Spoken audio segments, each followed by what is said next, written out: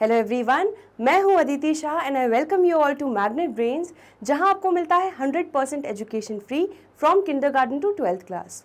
तो आज हम डिस्कस करने वाले हैं बहुत ही इम्पॉर्टेंट CUET के बारे में। तो यहाँ पर हम लोगों ने एक ओवरव्यू डिस्कस कर लिया था। आज के वीडियो में हम डिस्कस करेंगे अकाउंटेंसी अगर आप देने का डिसाइड करते हैं, ठीक है, डोमेन सब्जेक्ट में अगर आपको अकाउंटेंसी देना है तो आपका सिलेबस क्या होने वाला है, इसका हम बहुत ही डिटेल्ड डिस्कशन आज के वीडियो में करेंगे। ठीक है, तो ये डिस्कशन करने से पहले मैं आपको कुछ छोटे छोटे इंपॉर्टेंट पॉइंट्स बताना चाहती हूँ। ठीक है, अगर आपको सिलेबस चाहिए, हर एक सब्जेक्ट का सिलेबस आपको वेबसाइट पे, NTA की वेबसाइट पे मिल जाएगा, दैट इज CUET.samarth.ac.in। ठीक है, तो हर एक सब्जेक्ट का डिटेल में आपको सिलेबस मिल जाएगा इस वेबसाइट पे। ठीक है, और भी सारी डिटेल्स आपको इस वेबसाइट पर अवेलेबल हैं। अब यहाँ पर आपका एग्जाम, ठीक है, आपका ये एग्जाम कितनी देर का होने वाला है, ड्यूरेशन क्या होने वाला है, तो ड्यूरेशन होगा आपका 45 मिनट्स का। यहाँ पर आपको कोई भी रीडिंग टाइम नहीं दिया जाएगा। ठीक है, तो यहाँ पर आपका जैसे ही स्टार्ट होगा 45 मिनट्स में आपका सिस्टम, आपका बेसिकली कंप्यूटर बेस्ड टेस्ट होने वाला है ये। ठीक है, तो ये आपका कंप्यूटर पे डायरेक्टली आपका स्टार्ट हो जाएगा टेस्ट और 45 मिनट्स होते ही आपका टेस्ट बंद हो जाएगा। ठीक है, तो यहाँ पर आपके पास सप्लीमेंट्री मांगने का या मैम 5 मिनट्स और इसका टाइम नहीं है। ठीक है, आपको 45 मिनट्स के अंदर अपना पूरा एग्जाम खत्म करना होगा। अब क्वेश्चंस कितने आने वाले हैं, ठीक है, तो नंबर ऑफ क्वेश्चंस होंगे 50, जिसमें से आपको अटेम्प्ट करने होंगे 40। समझ में आ रहा है? तो आप क्या देख सकते हैं कि 45 मिनट्स में आपको 40 क्वेश्चंस अटेम्प्ट करने हैं। इसका मतलब आपको 1 मिनट कुछ सेकंड्स एक क्वेश्चन के लिए मिलेगा। ठीक है, तो इसीलिए यहाँ पर सबसे खुशी की बात आपके लिए क्या है कि ये होने वाला है MCQ based.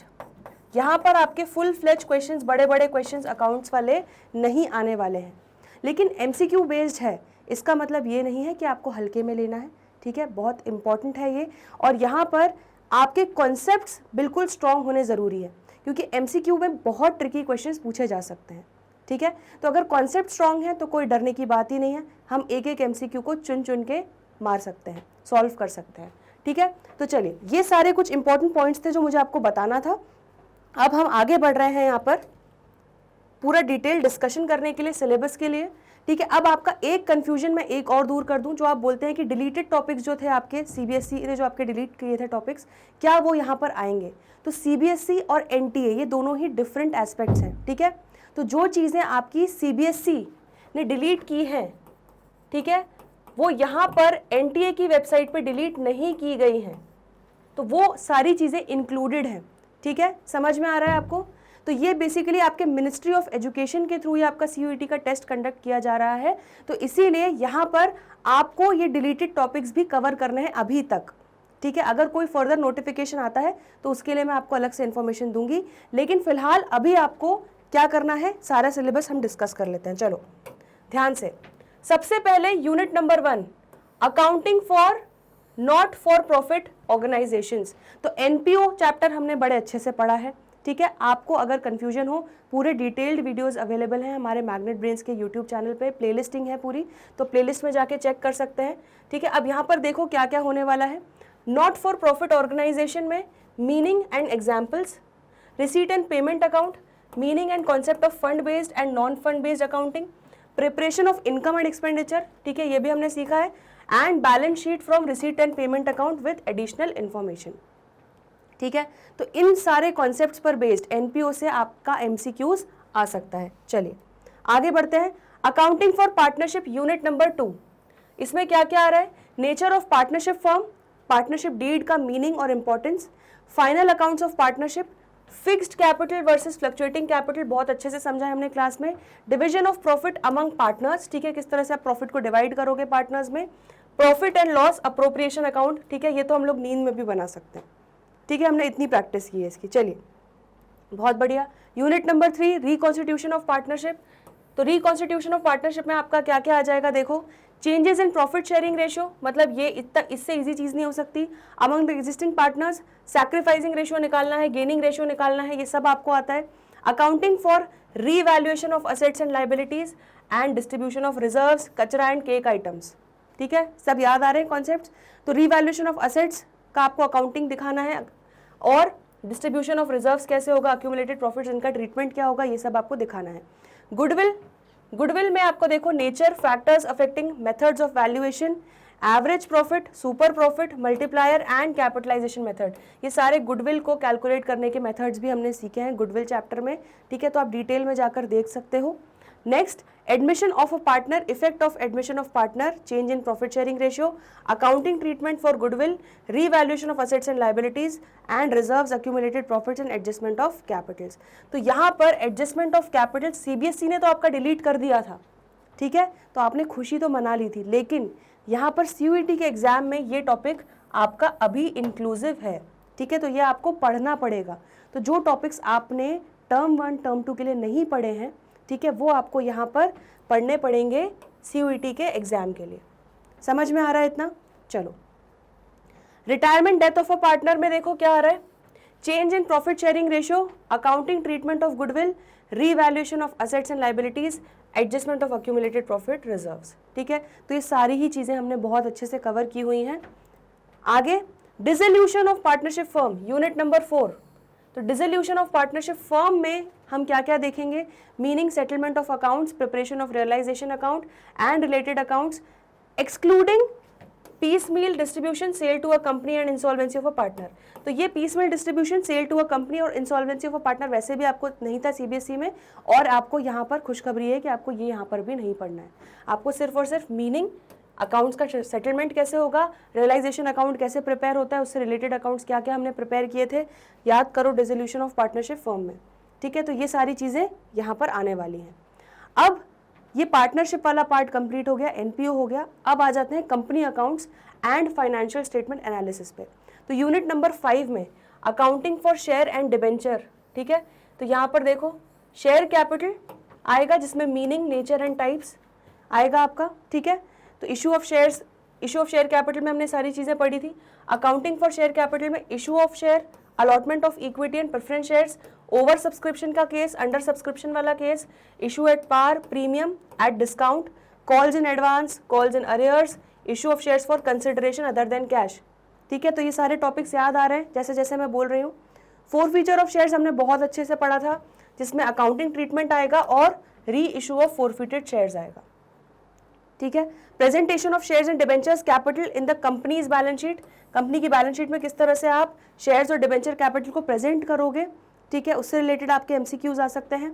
Issue of debenture, अभी आपका शेयर का पार्ट हो गया, अब इशू ऑफ डिबेंचर का देखो, at par, premium and discount, आपका जो भी डिबेंचर का इशू होता है उससे रिलेटेड कॉन्सेप्चुअल आपके एमसीक्यूज आ सकते हैं। Issue of debentures for consideration other than cash, ठीक है, ये भी हमने देखा है।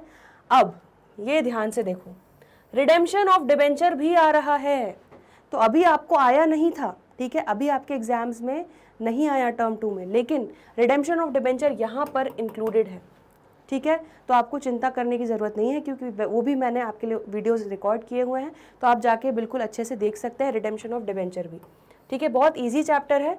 Out of proceeds of fresh issue, accumulated profits and sinking fund, तो ये आपका रिडेम्पशन ऑफ डिबेंचर्स कैसे होगा, out of fresh issue, accumulated profits and sinking fund, ये सब इसके थ्रू आपके पूरे एमसीक्यूज पूछे जा सकते हैं, ठीक है। Next, unit number 6, analysis of financial statements.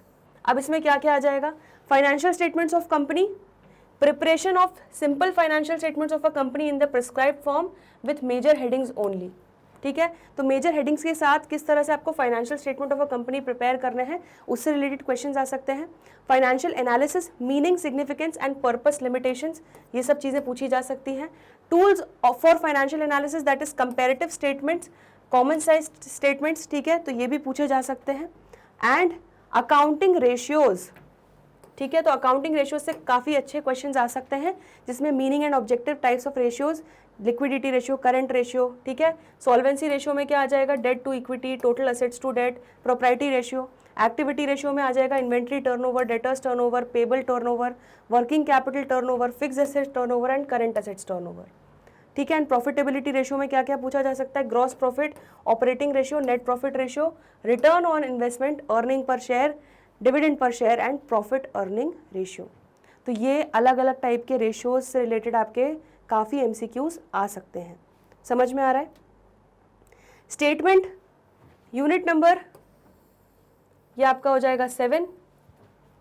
Statement of changes in financial position, क्या क्या पूछा जा सकता है इसमें, कैश फ्लो स्टेटमेंट पूछेंगे, meaning and objectives, preparation adjustment related to depreciation, ठीक है, dividend and tax, sale and purchase of non current assets as per revise standard issued by ICAI, ठीक है। तो ये अकाउंटिंग स्टैंडर्ड के अकॉर्डिंगली जो आपका कैश फ्लो स्टेटमेंट के जो भी आपके रूल्स हैं, रेगुलेशंस हैं, उससे रिलेटेड और ये सारे कॉन्सेप्चुअल आपके MCQs पूछे जा सकते हैं। समझ में आ रहा है, ठीक है। अब यहाँ पर एक चीज़ और बता दूँ मैं आपको कि मैम वेटेज क्या होगा, आपका क्वेश्चन होगा, ठीक है, कौन सा चैप्टर कितने मार्क्स का आने वाला है, तो ऐसा कुछ भी नहीं बताया गया है, ठीक है। हो सकता है आपको इसलिए यहाँ पर ये नहीं सोच के जाना है अच्छा ये ज़्यादा मार्क्स का है तो ये पढ़ के जाते हैं और ये छोड़कर चले जाते हैं। क्यों? क्योंकि यहाँ पर आपको नहीं पता कि कौन सा चैप्टर कितने मार्क्स का आ सकता है, यहाँ पर वेटेज आपको नहीं दिया गया है, ठीक है। तो आपको इक्वली, ठीक है, you have to study all chapters equally. समझ में आया? तो सारे ही चैप्टर्स पे आपको अच्छे से ध्यान देना है, सारे ही कॉन्सेप्ट्स को बिल्कुल क्लियर करना है इस एग्जाम के लिए, तभी आप अच्छे से सारे MCQs को अटेम्प्ट कर पाओगे। तो यहाँ पर हमने पूरा ओवरव्यू ऑफ अकाउंटेंसी सिलेबस हमने देख लिया, ठीक है, अच्छे से डिस्कस कर लिया।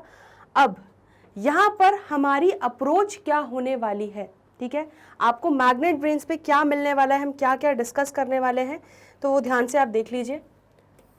हम लोगों ने डिटेल में क्लास 12th के सारे कॉन्सेप्ट्स ऑलरेडी किए हुए हैं, जो आपको क्लास 12th की अकाउंटेंसी प्लेलिस्ट में मिल जाएगा। लेकिन अब स्पेसिफिकली CUET के लिए हम क्या करने वाले हैं, हम यहाँ पर हर एक चैप्टर का 1 शॉट रिविजन, ठीक है, साथ में करेंगे। तो 1 शॉट रिविजन में हम लोग क्या करने वाले हैं, एक एक चैप्टर, ऑल चैप्टर्स।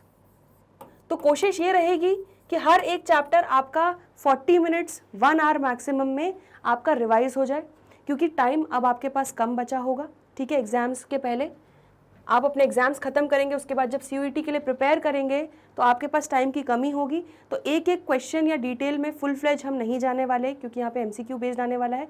तो कॉन्सेप्ट्स को स्ट्रॉन्ग करेंगे, उसके लिए हम 1 शॉट रिविजन आपको अवेलेबल रहेंगे सारे लेक्चर्स यहाँ पर। दूसरा हम क्या करने वाले हैं, यहाँ पर MCQs की प्रैक्टिस करने वाले हैं, ठीक है।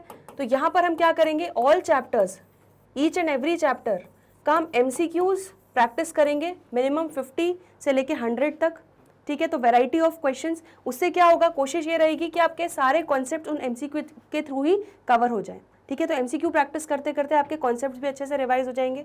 1 शॉट रिविजन में आपका एक बार कॉन्सेप्ट हो ही जाएगा, उसके बाद MCQ को प्रैक्टिस करते करते आपके सारे कॉन्सेप्ट्स वापस ब्रशअप हो जाएंगे।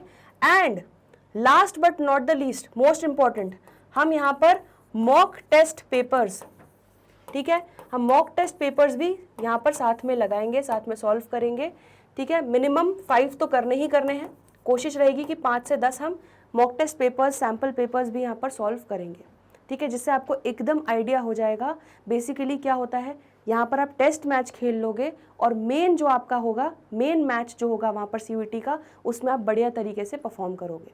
समझ में आ रहा है? तो यहाँ पर ये हमारी अप्रोच होने वाली है, तो इसीलिए आपको बिल्कुल भी डरना नहीं है, बिल्कुल भी घबराना नहीं है, ठीक है। बिल्कुल भी ये नहीं सोचना कि कैसे होगा, बिल्कुल होगा, बहुत अच्छे से होगा। हमने पूरे साल अच्छे से पढ़ाई करी है, तो यहाँ पर CUET की प्रिपरेशन में हमें बहुत ज़्यादा टाइम नहीं लगने वाला है, ठीक है। बस अपने कॉन्सेप्ट्स को स्ट्रॉन्ग करना है, ब्रशअप करना है, MCQs की अच्छे से प्रैक्टिस करनी है, ताकि हम विदिन 45 मिनट्स अपना 100% पेपर पूरा खत्म कर सके। तो ये था हमारा आज का डिस्कशन अकाउंटेंसी सिलेबस का। आई होप आपके लिए वीडियो हेल्पफुल रहा होगा। तो आज के लिए इतना ही, बाकी इस जर्नी पे हम साथ में चलेंगे और साथ में मस्ती से पढ़ेंगे, मज़े से पढ़ेंगे। चलिए, तो आज के लिए इतना ही, जल्दी मिलते हैं ब्रेक के बाद। देखते रहिए magnet brains, stay tuned, good bye.